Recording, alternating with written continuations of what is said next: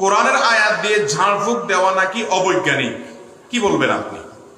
আমাদের নাস্তিক বন্ধুরা এটা বলেন যে কোরআনের আয়াত পড়ে যদি ফু দেওয়া হয় রোগবালাই ভালো হয়, মানুষ অসুখে থাকলে অসুখ দূর হয়, এটা অবৈজ্ঞানিক, এটা বিজ্ঞানসম্মত না। শুনেন, এটার চাইতে বিজ্ঞানসম্মত আর কোনোটা নেই। এটা বরং আপডেট বৈজ্ঞানিক, আপডেট সায়েন্স এবং আপডেট আপনার প্রযুক্তি এখানে আছে। সেটা কি?